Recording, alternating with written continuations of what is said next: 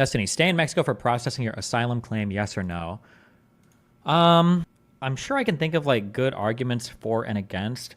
This is the okay. Listen, if you're a Republican, your brain isn't super rotted. Okay, this is the only thing that I want to stress. Okay, this is the only thing that I want to stress. When you're thinking about what the policy should be, you're designing policy like assuming the system is working. You don't design policy for like rule breakers.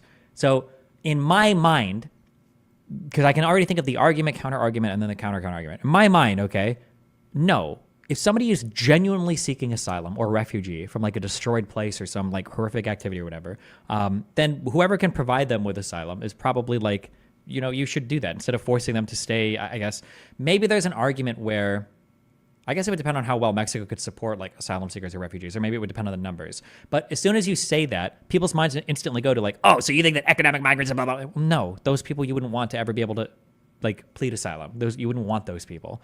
I don't think that you should be able to seek asylum by going to whatever country you want, though. So like if there's like a horrible flood in Pakistan again or something, I don't think you should be able to like fly all the way to the United States to seek asylum. That doesn't make much sense. But it can make sense if like a country is overwhelmed by asylum seekers. Like if there's a whole bunch of shit in Central America, maybe Mexico can't support anymore, so they come to the United States. I don't think that's necessarily the worst thing in the world. I think it would depend on I think it would depend on where they're coming from and how well the countries in between can support them.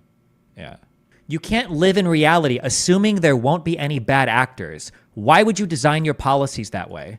Okay, I think that every single cop should draw a gun and throw you to the ground and handcuff you and then arrest you every single time. Because why would you assume that when you deal with somebody that they're not lying about having murdered somebody? Or why would you assume when you're dealing with somebody that they're not running from a crime or they don't have an active warrant? You should arrest every single person, because why wouldn't we design our policies assuming bad actors there? I think the IRS should tax 50% of your income. Why? Because everybody's going to lie and cheat on their taxes anyways. So why not just tax 50% just to be safe? It's like when your kid comes in the room, you ever just punch your kid in the face and they're like, bro, what the fuck? Why did you do that, dad? And you're like, because I know you probably did some shit that I didn't catch you for, so I'm just kind of keeping you honest, right? I think that every single policy that we design in mind, all the totality of the policy should be designed around the worst case actor, and every single person should be subjected to all of the penalties and punishments thereof. That's so smart, bro. You're so ingenious. That's such a smart, ingenious way to talk about policy. God, Jesus, you're just huge IQ, huge brain. Like, it's exploding out of your ears. Good job. True.